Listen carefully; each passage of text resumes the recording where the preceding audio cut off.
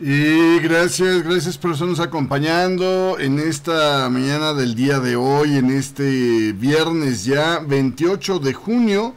Son las 4 de la mañana con 58, un poquito tarde, pero pues realmente no había mucha prisa y quería estar bien enterado de qué pasó con el debate de Donald Trump y ahí estuve viéndolo un rato.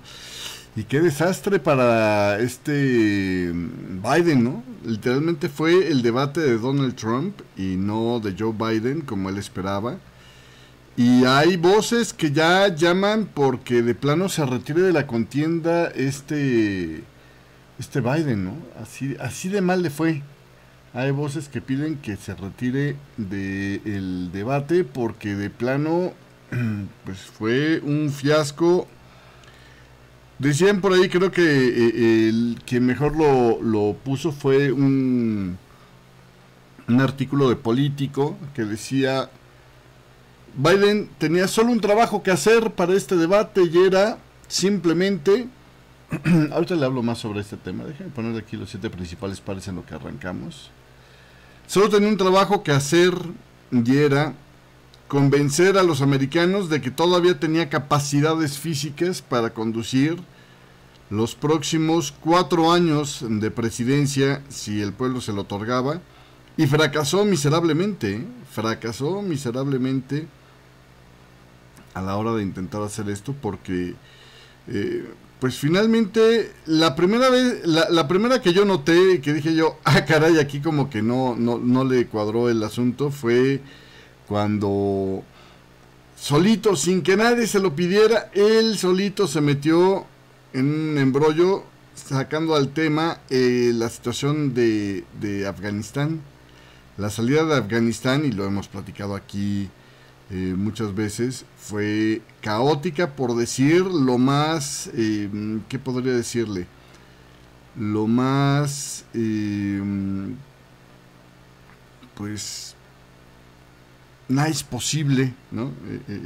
La forma de describir esa salida ha sido, como bien remachó Donald Trump, uno de los peores eventos de la historia de Estados Unidos, ¿no? La salida donde literalmente, en lugar de dejar con poderío un lugar o simplemente de forma organizada, salieron así como si fuera en tropel, ¿no? Como si realmente la vida les fuera en ello. O sea, fue casi faltaba nada más la foto de un talibán ahí pateándole el trasero al último soldado en subirse a un avión, ¿no? Es lo único que faltó para que fuera caótica, además de lo que ya fue esa salida. Y ni siquiera Donald Trump lo había mencionado, ¿no? Él solito sacó el tema y lo puso en la mesa y dices, ay caray, ¿no? Es así como si tuvieras solo un defecto y tú mismo llegas y dices, y estoy visco, ¿y qué? ¿Sí me explico? Es, ok, bueno. Y luego, pues salió peor tantito, ¿no? O sea, se trababa muchísimo. Ambos son ya personas muy adultas, y ambos cometieron errores de falta de agudeza mental de personas muy adultas. Pero la forma de hablar de Donald Trump, mucho más ágil, aunque divaga y empieza a desviarse de los temas, hace menos evidente esa vejez que la de Biden, que para empezar pues llegó aparentemente enfermo de la garganta o algo así, pero hablaba realmente muy cansado, muy... Y luego la otra es que se le perdían las palabras, o sea, perdía las ideas. Llegó un momento donde de plano ya no pudo hilar más la frase y nada más volvió a... Si no mal recuerdo, fue hablando sobre el tema del programa de Medicaid. Sacó Medicaid así como frase al final y de plano se cayó. La otra es que yo ahí no lo sentí tanto, pero sí vi muchos medios haciendo referencia a esto, que cuando hablaba Donald Trump, Biden dejaba cara como congelada. Yo realmente no creo que hubiera habido tanto ese problema. O sea, yo realmente, a mí no me hizo ruido los gestos de Biden mientras Trump hablaba. Me parecían más ridículos los de Trump, mientras Biden hablaba porque pone su cara así como de haber chupado limón. Y me parecía menos expresivo. Se me hacía como un gesto más, sobre todo cuando le pega, ¿no? Cuando está hablando y no está tan interesado, pone cara de no me importa. Pero cuando le está pegando, empieza a poner cara así como si hubiera chupado limón. Me parece más defectuoso ese gesto que cuando estaba hablando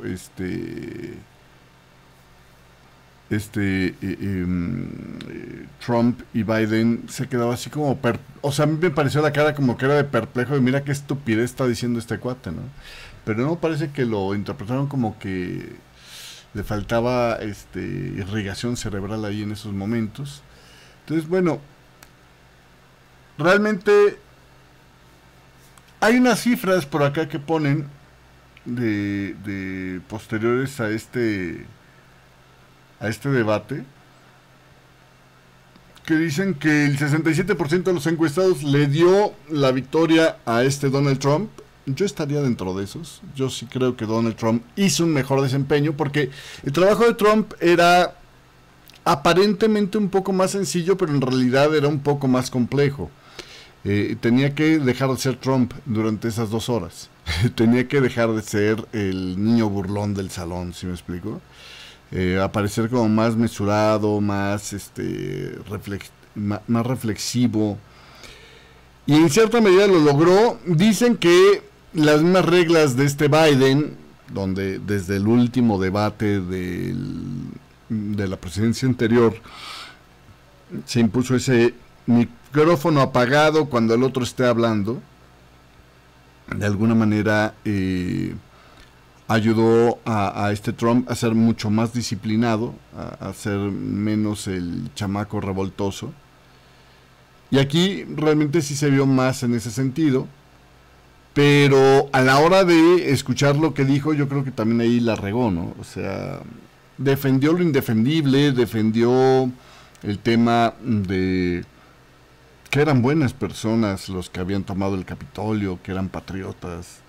Defendió algo que, bueno, a mí, independientemente de la posición personal de cada quien con el tema del aborto,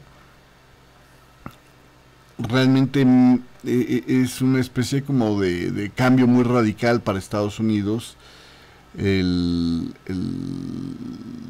cancelar el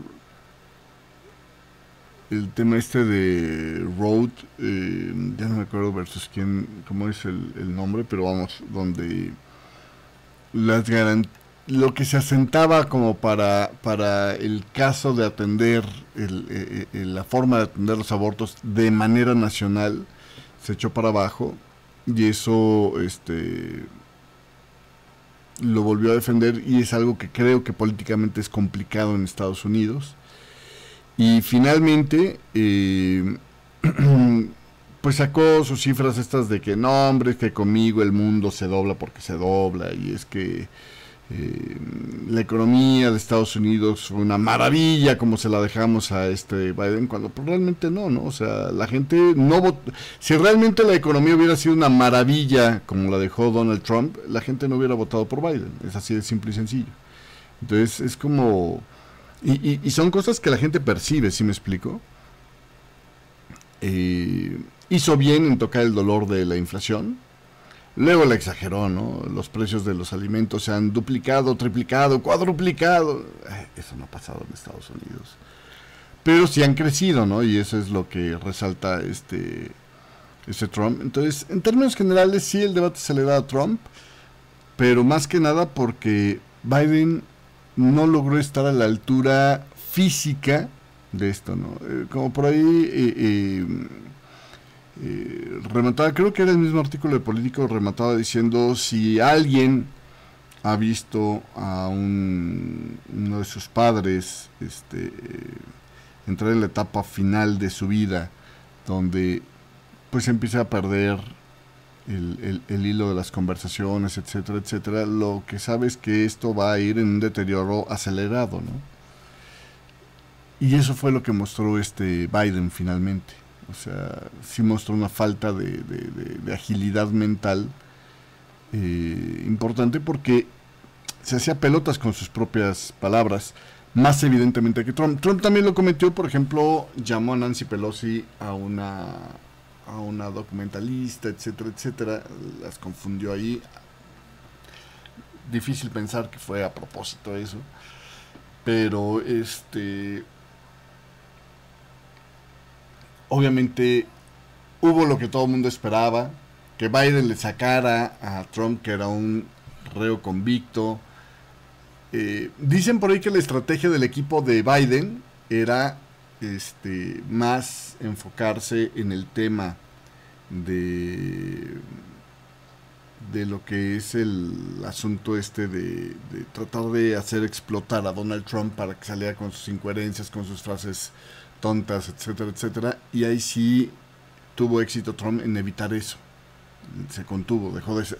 Trump no se portó como Trump en estas 2 horas nada más, pero de hecho dicen que, para ser justos, que en esta campaña ha sido mucho más enfocado, mucho menos divagante de lo que había sido en su campaña anterior. No sé si esto le aporta o no, pero es lo que quería el equipo de campaña de Trump y es lo que está dando él. Entonces, bueno, así fue el asunto, ¿no? Con ese tema. Fuera de eso, realmente, a ver, el mercado está muy tranquilo. Cosas que me han impactado, más que este gráfico que muestra que estamos en un patrón con cierto tufito de risk off, ¿no? Los pares de mayor riesgo están hasta mero abajo, aunque recuperando. Tenemos las monedas de Europa que no son refugios, el euro y la libra en la parte alta ganando, entonces eso le da una claridad de patrón de espera. Pero en términos generales, las siguientes que ganan más son prácticamente el franco y el yen, o que recuperan más frente al dólar son el franco y el yen. Pero creo que todavía mucho más evidente de lo que estamos viviendo en el mercado es el rebote después. Fíjese usted, el día de ayer aquí estábamos esperando los datos del PIB. Acá fue donde nos dejaron los datos del PIB, un rebote que fue un poquito más profundo de lo que estábamos esperando. Llegó a penetrar esta zona de... A lo mejor aquí me lo entiende mejor, ¿no? Llegó a penetrar hasta esta zona de soporte el dólar, pero a la hora de que ya no pudo caer más allá, en lugar de quedarse estancado en esta zona, y que sería como un preámbulo a, bueno, a lo mejor se va a despepitar ahorita, se va y se eleva otra vez a los máximos. Y entonces me parece que establece una zona de consolidación. Se los voy a poner en amarillo para que me lo entienda mejor. Ah, no puedo ponerla aquí, no tengo correcto aquí. Se arregla rápido.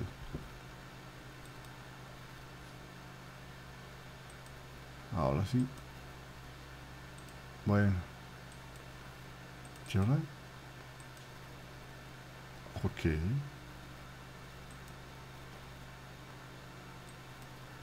¿Ya quiso?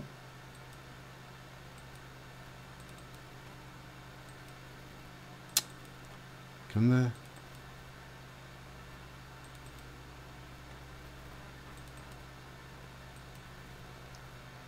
Algo me está brincando y no sé qué es, pero ahí está.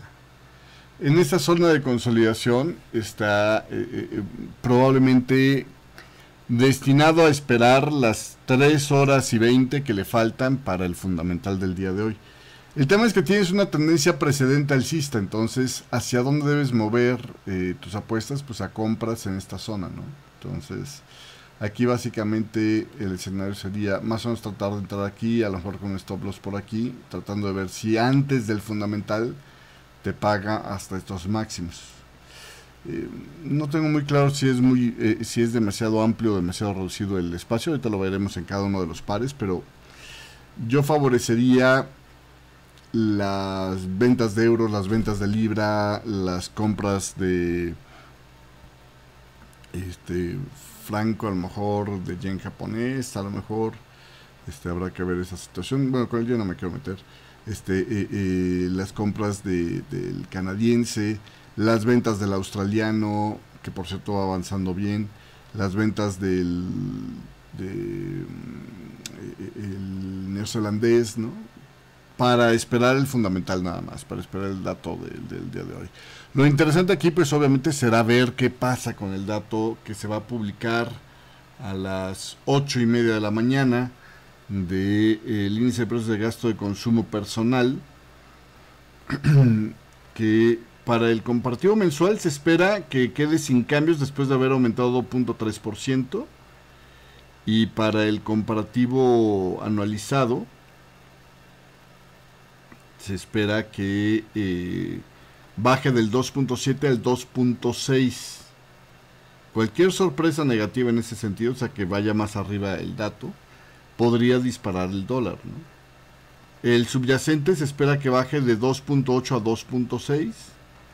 Probablemente tengamos nuevamente el tema donde el anualizado coincida con lo que se está esperando, que baje de 2.7 a 2.6, pero el subyacente si se mantenga a lo mejor dando una sorpresita, haciendo una caída menor, ¿no? A lo mejor se queda en 2.7, a lo mejor se queda por ahí. Podría ser una de las circunstancias, ¿no?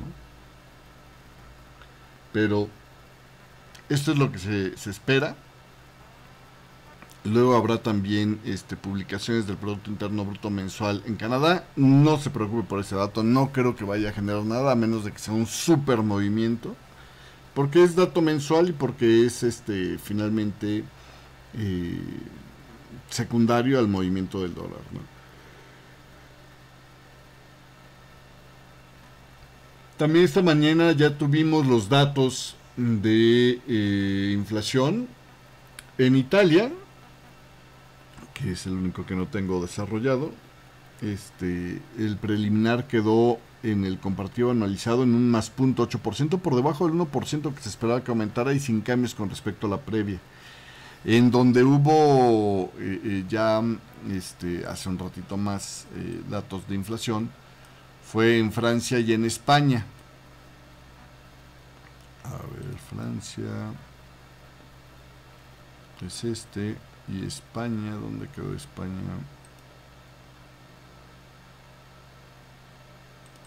Acá está.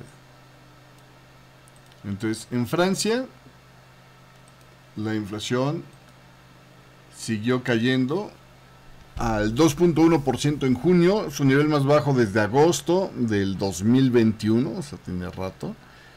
Luego de haber aumentado al 2.3% en mayo. La desaceleración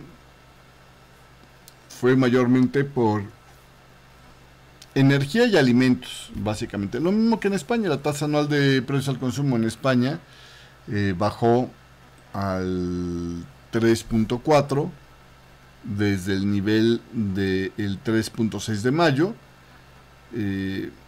Sin embargo, salió un poquito más alta de lo esperado. El mercado estaba esperando 3.3. La desaceleración de España entonces fue ligeramente menor a lo esperado, pero también se debió mayormente por una caída en los precios de los combustibles que contrastó con el aumento que se había visto en estos meses del año pasado. Además, o sea, es por un efecto base, también influenciada por la caída de los precios de los alimentos, que han estado aumentando pero cada vez más lentamente. Presiones alcistas dentro de España. Está el tema de las vacaciones, ¿no? Recreación, turismo, etcétera, etcétera, cultura, que están subiendo más rápido que el año pasado, mientras que en Francia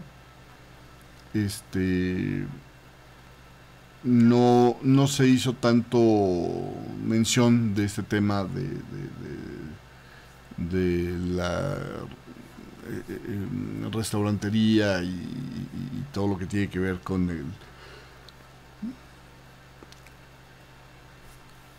el momento de turismo, etcétera, etcétera, ¿no? Está como que un poquito más contenido ahí el asunto. Otro dato que se publicó el día de hoy que me llamó mucho la atención, bueno, otro dato que se publicó y que era importante era el tema de la expansión de la economía británica. Aumentó 0.7% en el comparativo trimestral, en el primer trimestre de este año, por encima del 0.6% que el mercado estaba esperando, o sea, fue mejor a lo esperado. Y para este punto ya es, aunque hubiera aumentado 0.6, de todos modos sería, pero bueno, claramente fue la expansión más amplia en los últimos 2 años, como puede ver ahí en la gráfica, ¿no? Por encima del primer trimestre del 2022, para decirlo más claro, cuando en el cuarto trimestre del 2021 había crecido 1.5%, o sea, todavía estamos a la mitad de ese nivel de crecimiento, pero bueno, se está mejorando, ¿no? Entonces, ese fue uno de los datos importantes del día de hoy. De hecho, es el que explica por qué tenemos a la libra pues en la parte superior del rango, y rebotando hacia el alza después de este dato, mientras que en el euro más bien está rebotando hacia la baja después de los datos de inflación, aunque todavía no hace una caída mucho más fuerte, ni creo que lo vaya a hacer.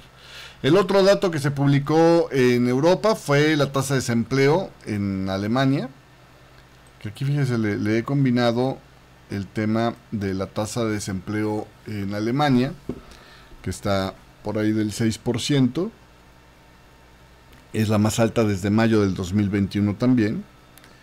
Y por el otro lado, el número de personas empleadas, pues estamos viendo que pero el número de personas desempleadas aumentó en 19,000 personas, para quedar en un nivel de 2.78 millones, dicen por acá, ¿no? 2.78 millones de personas desempleadas. Es el 18º periodo consecutivo de aumento en el desempleo, ¿no? En la gente que anda en este tramo. Entonces, bueno, hay un deterioro en continuación en ese tema, ¿no? Básicamente, se puede decir así de rápido. El otro dato que me llamó la atención porque deja un poco sin argumentos. No se está viendo la gráfica, perdón. Foto, quitemos esto. Ok. Este fue el dato de la tasa de desempleo y el número de desempleados. Y el otro dato que le digo me llamó la atención fue el dato de la KOF para Suiza. El barómetro de confianza de los negocios vuelve a mejorar y vuelve a ponerse ahí, digamos, en la zona de máximos, superando las proyecciones del 101 que el mercado estaba esperando, quedó en 102.7. Es la lectura más alta desde febrero del año de hace 2 años, de hecho, de febrero del 2022. Y ahí el tema interesante con este KOF es que siento yo que deja sin argumentos al Banco Nacional de Suiza para presionar por defender el tipo de cambio con una intervención. ¿Se me explicó? Porque realmente pues estamos en el mejor momento según el barómetro económico. Realmente quiere decir que la apreciación del franco como tal, como resultado de la crisis política europea, no le está siendo tan significativo, ¿no? Entonces, bueno, básicamente es lo que hay en ese escenario, ¿no?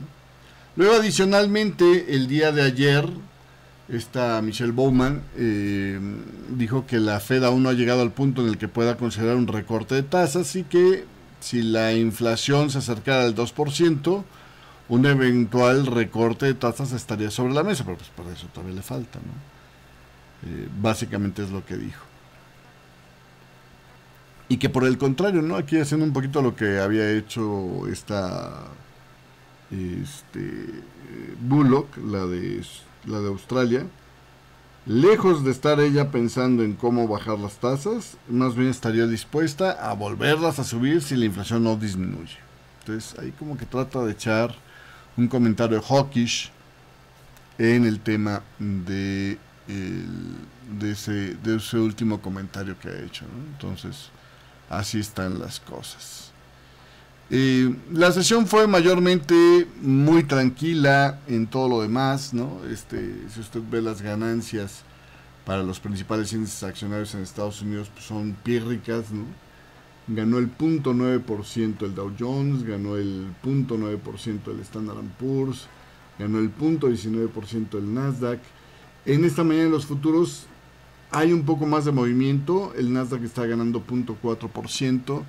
Siento yo que hay un poco de apuestas sobre que el fundamental no será tan malo, si no se entiende usted este movimiento. Pero observando las divisas, la verdad es que no se ve otra cosa, ¿eh? En el tema de lo que es el bono del tesoro, luego de las ganancias del día de ayer, lo que ha pasado es que ha estado rebotando ligeramente esa ganancia en el bono a 2 años. En el bono a 10 años es la misma historia, ¿no? Rebotó y ha estado rebotando hacia la baja un poquito ese nivel. Entonces, ¿qué se podría esperar de esta apuesta? Pues yo creo que el mercado, de alguna manera, a la hora de tener el dólar a todo lo que da, ¿no? Para empezar, a la hora de que tienes al dólar a todo lo que da, está en la parte alta del rango, siento yo que hay un poco más de consenso en que si hay una sorpresa va a ser más bien para detonar el dólar hacia el alza. O sea, el mercado está ciertamente con algo de temor por una sorpresa que haga pensar que las reducciones de tasas de interés no van a ser tantas como a la mera hora desean los operadores. Pero hay un tema de cautela, ¿no? No es una decisión que ya se crea que está tomada, sino que es algo que quieren ver qué es lo que dice, básicamente. Por eso es que el dólar se está fortaleciendo, mientras que en el tema de los bonos, pues retrocedieron parcialmente las ganancias que tuvieron el día de ayer, ¿no?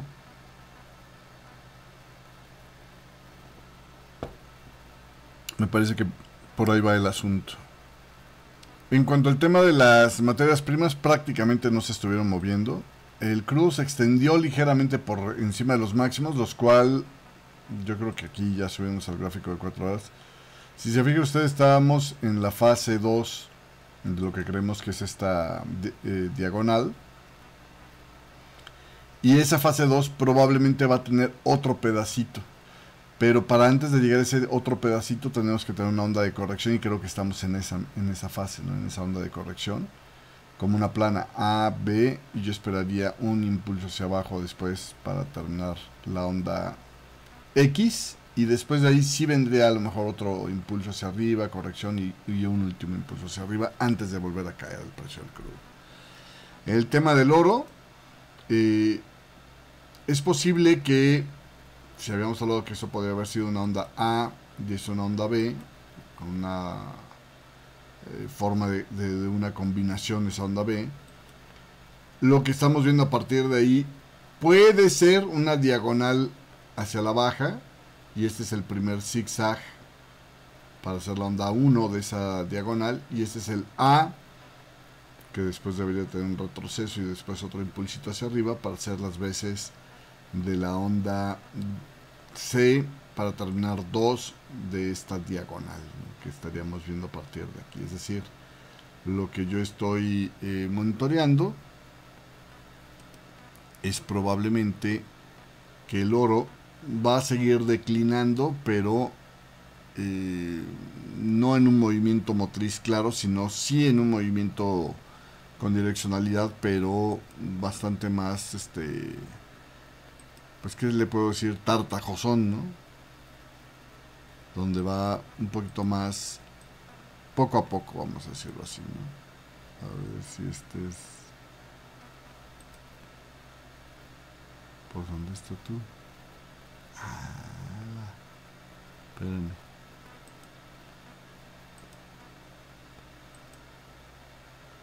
Ok. O sea, este es el zigzag 1, zigzag 2, zigzag 3, zigzag 4, zigzag 5. para hacer una especie como de diagonal. Vale, es lo que estamos esperando ver aquí en este movimiento. Vamos a ver cómo se sigue evolucionando, pero es una posibilidad, ¿no? Básicamente. ¿Qué más tenemos por acá? En lo que es el tema de el cobre, bueno, ahí ha seguido presión hacia abajo y esto parece ser un impulso, entonces creo yo que es más compatible con una A de este movimiento Z que ya con un movimiento terminado, ¿no? Pero no hay mucho más claridad aquí. En este tema creo que aquí fue un impulso hacia la baja completo y estamos en el retroceso. O sea, esto puede ser la 1 de 3 y estamos en el retroceso para confirmar ese cambio hacia la baja, ¿no? Sobre todo si no rompe estos máximos, quedaría confirmadísimo. En el tema del Bitcoin se ha quedado consolidado en esta zona. Aquí habrá que tenerle un poquito de paciencia. Y en el tema de... no, pues ya es todo, ¿no?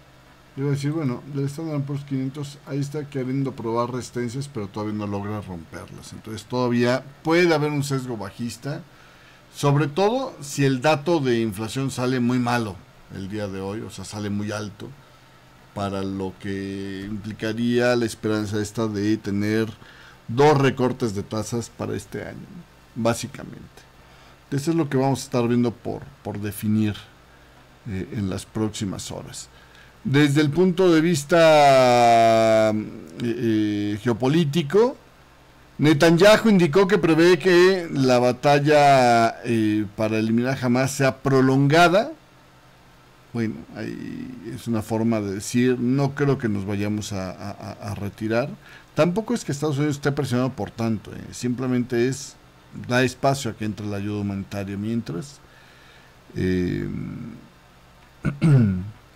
Estados Unidos a cambio dice que va a liberar parte del envío de bombas suspendidas a Israel y están discutiendo la liberación de unas 500 de bombas de 500 libras, dicen a Israel, ¿no? También por acá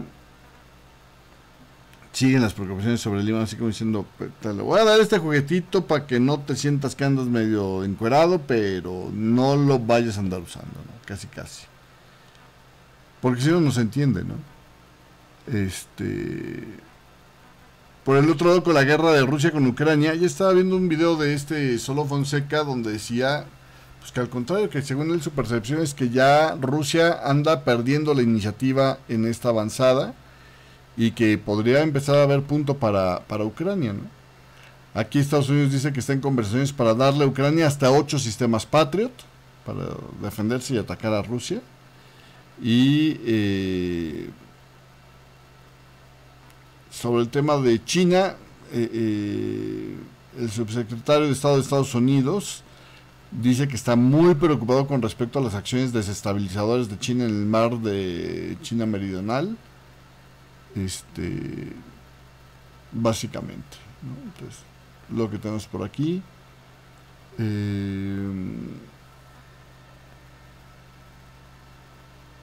No hay mucho más novedades para esta mañana del día de hoy. Creo que eso sería prácticamente el Forex con café de esta mañana. Entonces, aquí lo dejo aquí.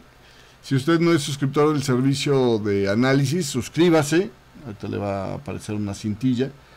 Y si es suscriptor del servicio de análisis, pues vea el siguiente video para ver el análisis de los 7 principales pares. Si me está viendo en vivo, aguánteme tantito. Ahorita arrancamos con esto. Nos vemos en punto 9.